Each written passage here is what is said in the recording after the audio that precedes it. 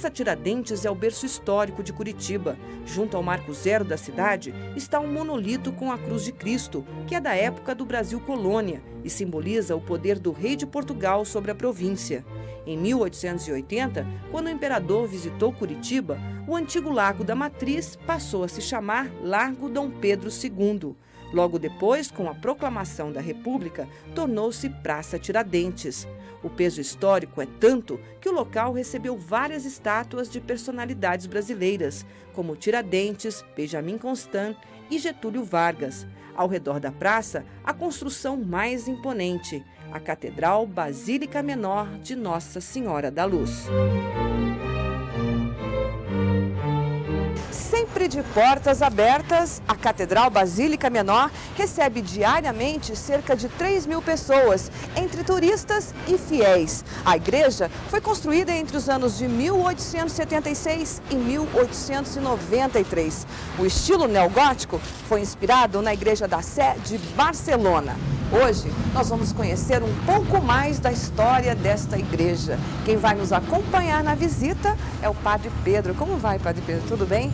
Bom, o Padre Pedro trabalha aqui há 9 anos. 9 anos. 9 anos, Padre. O senhor veio da onde aqui para a Catedral? Eu trabalhava na paróquia Nossa Senhora da Conceição, em Santa Felicidade.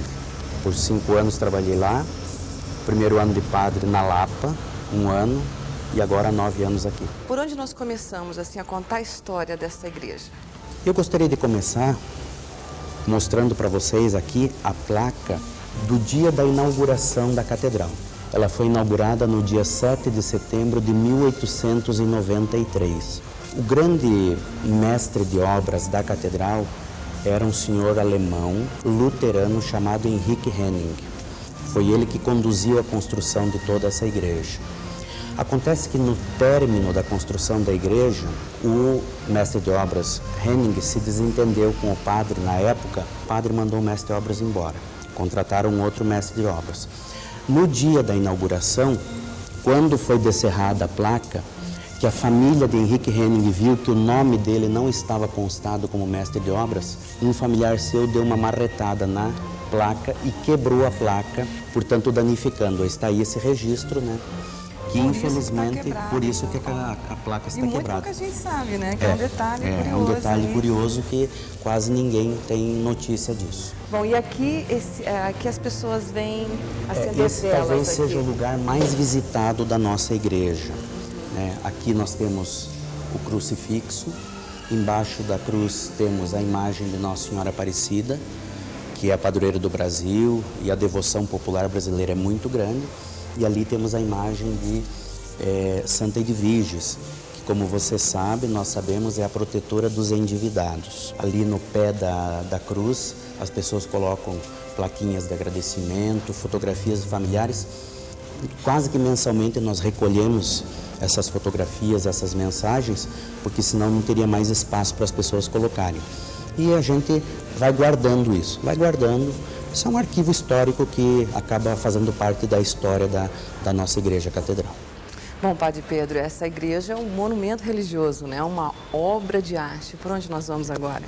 Vamos aqui pelo centro da igreja e eu vou contando um pouquinho da história do que nós temos hoje aqui na catedral.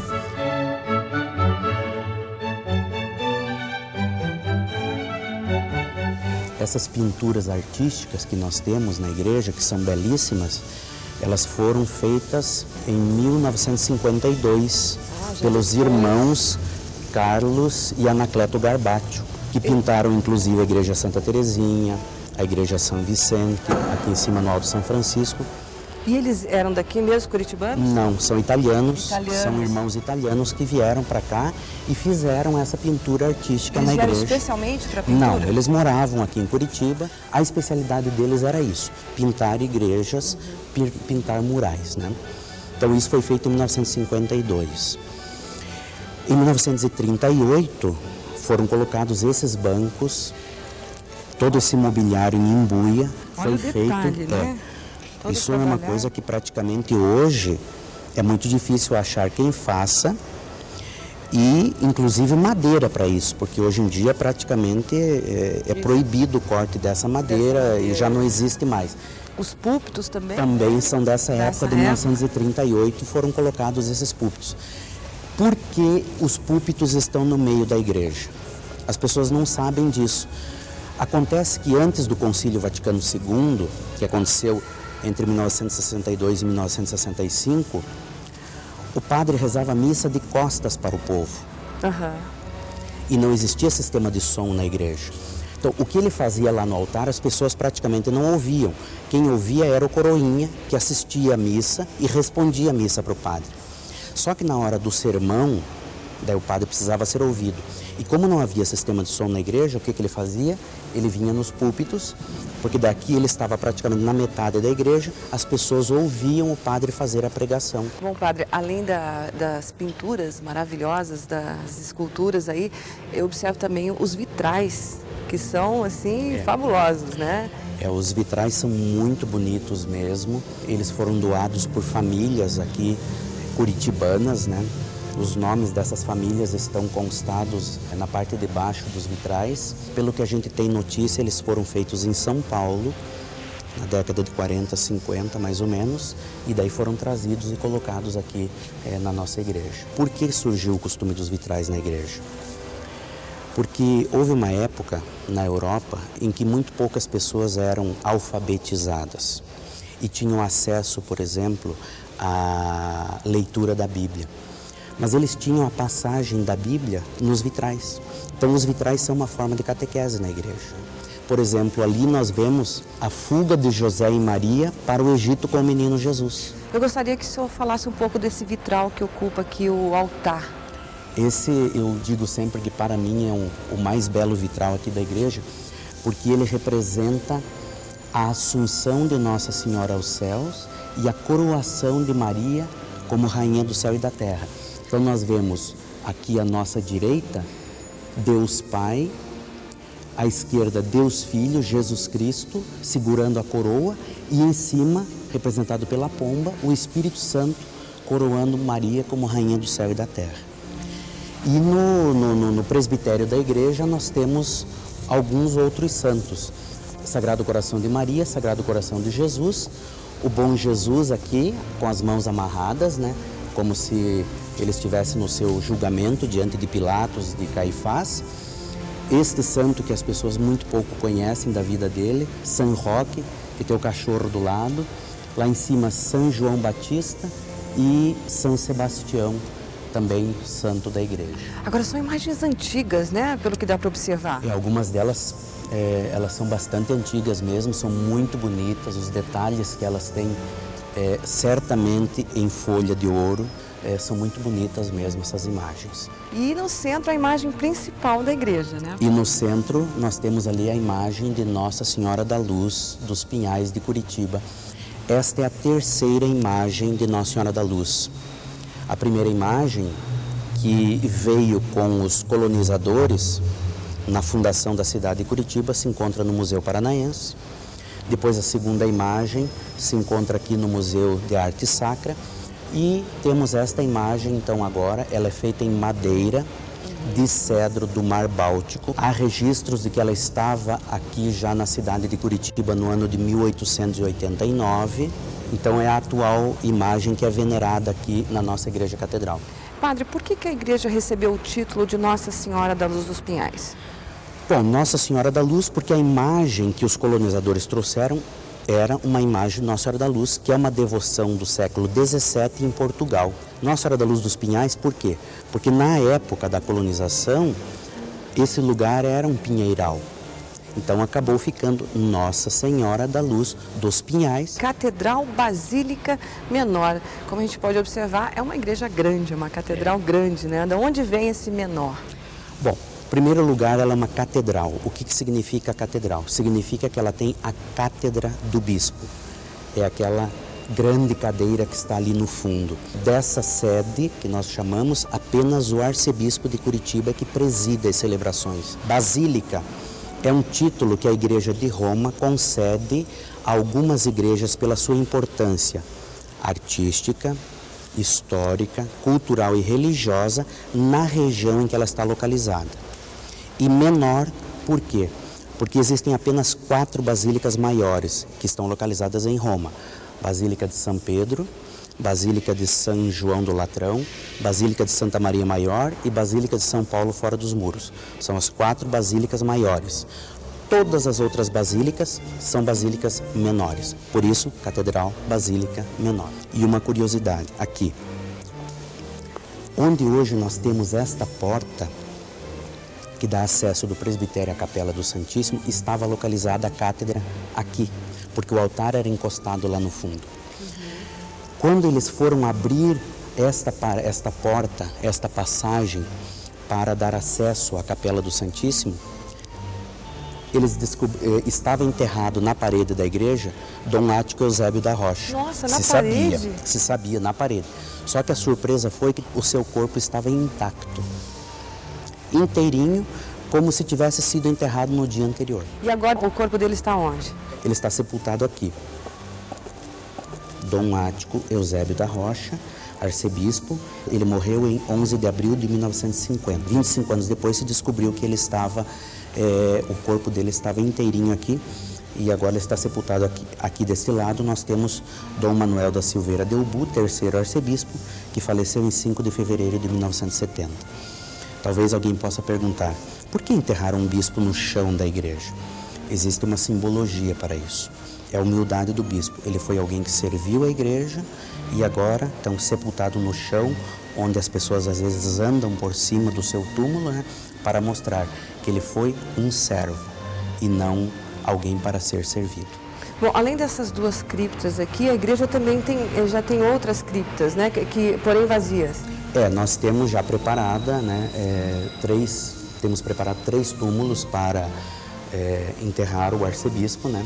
Por enquanto não há ninguém lá, né? Então esperamos demorar bastante para usá-la, né? Mas já temos preparado porque normalmente na igreja catedral se enterra o bispo da cidade, o bispo da diocese. Nós podemos ver essas criptas? Vamos lá. Há uma curiosidade também aqui no nosso presbitério, na cátedra do arcebispo, é que esta cátedra foi usada pelo Papa João Paulo II quando ele esteve em Curitiba, em julho de 1980. O acontecimento em Curitiba que mais reuniu pessoas de uma vez só. Havia mais de 1 milhão de pessoas. Essa missa foi celebrada na frente do Palácio Iguaçu. Foi levada para lá. E toda a Avenida Cândido de Abreu, até aqui a catedral, ficou tomada de pessoas. Então agora vamos visitar a cripta, né? Então isso aqui está preparado já para, né, os bispos aqui de Curitiba quando vierem a falecer. Eu não sei se é lenda, mas dizem que aqui embaixo da catedral foram construídos túneis que estariam interligados aí com outros túneis de outras igrejas. Que seja lenda, né? Não tenho informações e elementos, não há nenhum documento, nada que fale disso, né? Inclusive, já muitas vezes a própria prefeitura fez escavações aqui em volta para trocar tubulações de água, esgoto, rebaixar a rua, arrumar o calçamento. Nunca foi encontrado nada. E o senhor nunca descobriu nenhuma passagem secreta aqui na igreja, nesses 9 anos trabalhando aqui? Não, passagem secreta nenhuma. Quer dizer que é mais lenda mesmo? É mais lenda mesmo do que verdade. Nós não temos nenhum registro, nenhum documento disso. Nada que mencione isso.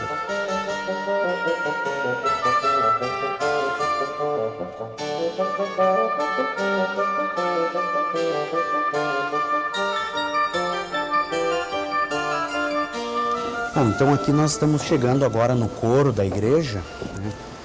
E aqui nós temos este grande órgão. Nossa, uau, padre, grande mesmo, hein? É um órgão que foi construído em 1957 em Novo Hamburgo, no Rio Grande do Sul. É um órgão brasileiro.